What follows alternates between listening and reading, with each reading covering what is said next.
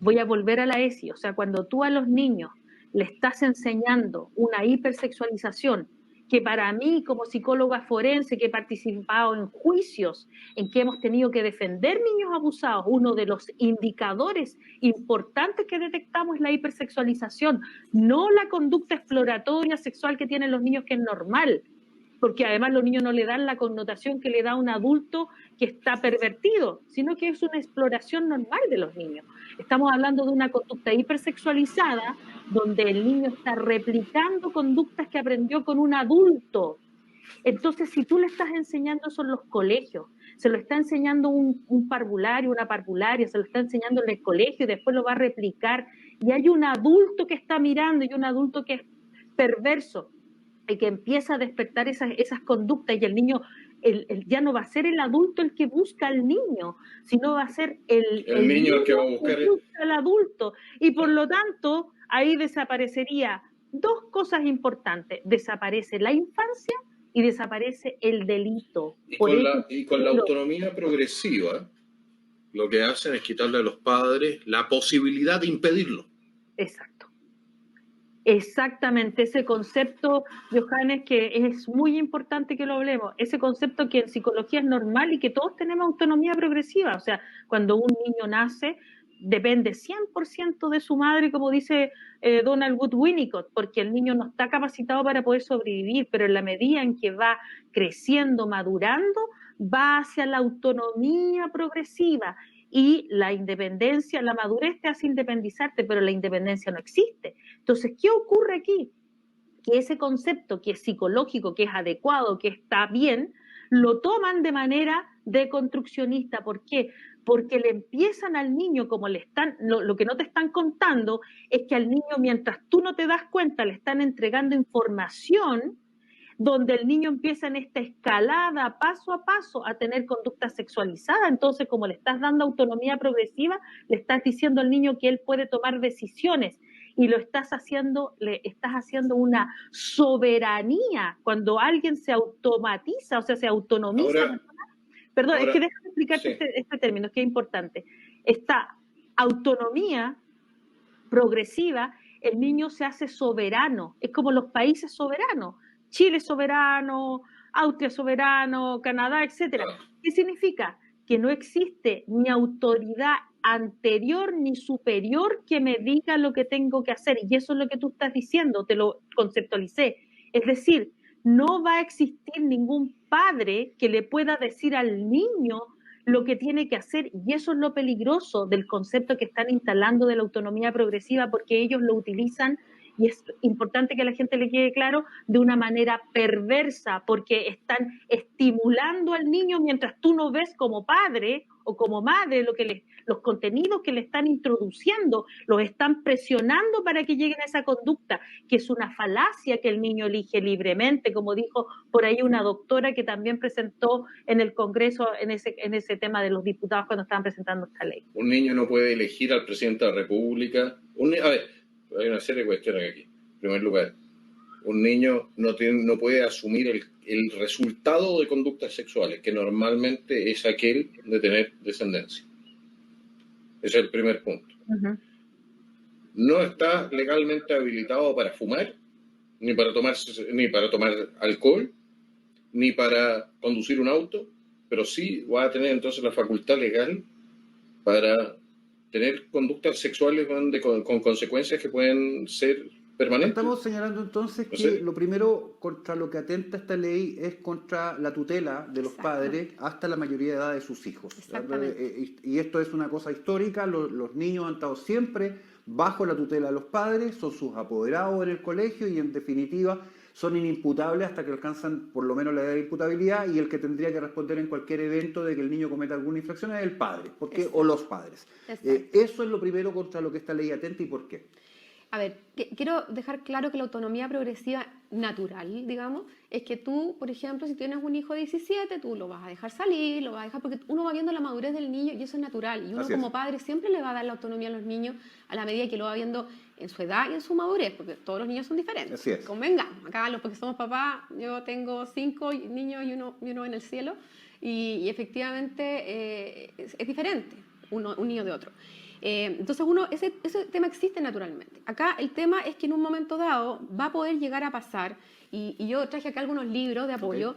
Este libro es Pablo Muñoz Iturrieta, que él es un argentino que vive en Canadá, y en una charla que nos dio, él explica que allá en Canadá, por ejemplo, un hijo te puede a ti demandar porque no le compres droga. Y en el fondo, en un momento dado, si es que tú no quieres que le pasen ciertas materias en los colegios, el hijo te lo pueden llegar a quitar. Y eso está pasando ya en muchos países nórdicos, y no es una mentira, es una verdad. Imagínense que este Estado, voy a decir, no es capaz ni con los niños del Sename. O sea, no ha sido capaz con los niños del Sename. Entonces, ¿qué sentido tiene quitarnos a los niños a nosotros? Es solamente un adoctrinamiento. Está claro que el camino va por ahí.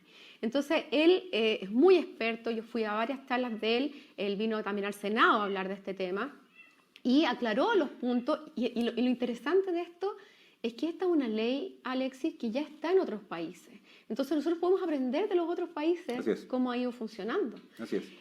Así que quede claro que esta autonomía progresiva no es el hecho de que los niños puedan ir teniendo su privacidad o teniendo no, el tema va por otro lado, ¿ya? Por otro lado bastante diferente. Cristel, entonces el primer efecto es que al hablar de autonomía progresiva dictada por el Estado, los padres pierden entonces el control sobre cuándo sus hijos van a poder ejecutar ciertas acciones, y en definitiva vuelven al hijo sujeto de derecho, y por ende, entre otras cosas, como tú comentaste, en otros países pueden incluso demandar a los papás porque no los prueban de droga. Y eso implica además que los papás dejaron que se drogaran, y eso implica además que el niño se empezó a drogar a temprana edad, y así suma y sigue. Luego, entonces, el primer efecto concreto para los padres es que los padres dejan de tener autoridad frente a los hijos. Exactamente. Bueno, es una autoridad que, en cierta forma, con todo lo que estaba pasando, se ha ido perdiendo muchos temas, pero nosotros, legalmente hablando, todavía, ejemplo, podemos decir, nosotros no queremos que le den eso. O sea, uno se basa en el artículo número 19, número 10 de la Constitución, en el que dice que nosotros tenemos el derecho preferente para educar a nuestros hijos. Así es. Y finalmente, toda esta agenda lo que quiere es justamente que el Estado tome el control sobre los niños. Y eso se va viendo en todas las leyes, porque son muchas leyes que han ido empujando una a una para poder ir quebrando estas barreras y finalmente ser ellos los que tengan el control sobre los niños. ¿Y qué es lo que significa autonomía progresiva? No te puedo dejar de mencionar otros dos conceptos que van hilados. Toda esta reforma en la infancia para separar a los padres de los hijos, porque se requiere para implementar esto, que no existan protectores de esos niños que van a ser nuevos ciudadanos. Te voy a citar un documento, te voy a citar un discurso en la OEA del 2017, donde yo estuve presente, donde estaba Heraldo Muñoz aplaudiendo, nuestro ministro de Relaciones Exteriores, que decía: los hijos no son de las familias, los hijos son ciudadanos. Los ciudadanos son del Estado y el Estado formará a sus ciudadanos. Eso resume el proceso que hemos vivido. ¿Y cómo se hace esto? Se requiere acuñar 3 conceptos y cambiar su significado real. Cuando uno escucha el interés superior del niño, uno tiende a pensar que uno está protegiendo su mejor interés, ¿no es cierto? Por el bien del niño. ¿Y quién puede determinar el bien de un niño? Estamos hablando de niños de 0 años, de 4 años, de 6 años, de 8 años. Entendemos que un niño más adulto opina respecto de sus temas, un niño más grande, ¿no es cierto?, hasta cumplir la mayoría de edad, donde es plenamente responsable de lo que hace, plenamente.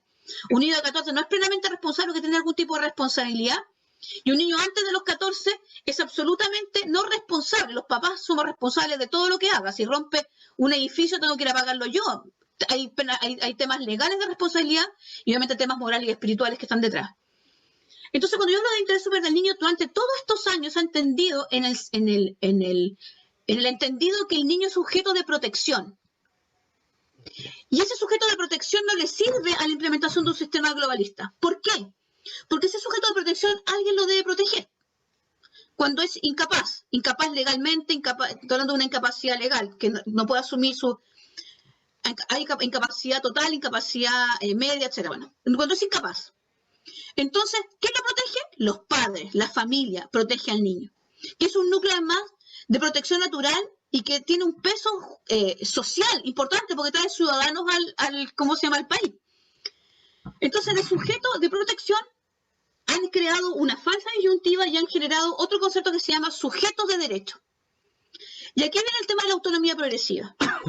La perspectiva de sujeto de derecho ha hecho que los niños no sean percibidos más como un grupo pasivo, que puede ser en el fondo, y ellos ponen, controlado o influenciado por la familia, dígase padres. Te estoy citando un documento donde el Estado y no la familia se tiene que convertir en su garante último para protegerlo a él, porque él es sujeto de derecho y la familia le produce conflicto porque le pone límites, porque ejerce autoridad, dígase los padres.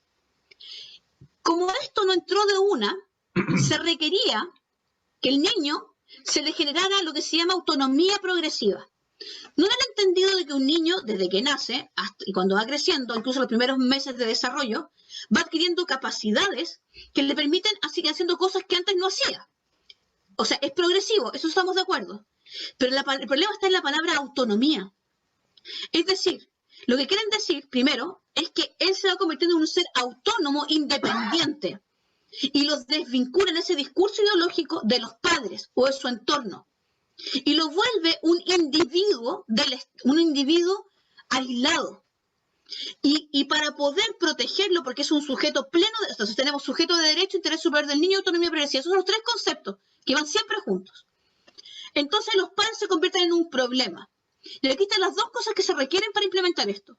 Generar una duda razonable de que los padres son unos incompetentes para hacerse cargo de sus hijos y que el Estado se convierta en garante último y no en un subsidiario. Cuando uno subsidia algo, cuando uno dice que el Estado es subsidiario, y lo voy a explicar con el artículo 19.10 de la Constitución, dice: el Estado debe dar especial protección al ejercicio del derecho de los padres a educar a sus hijos. Es decir, el Estado no decide cuándo los padres intervienen, cuándo se pueden intervenir o no, sino que si los padres quieren educar a los hijos en su casa, lo educan.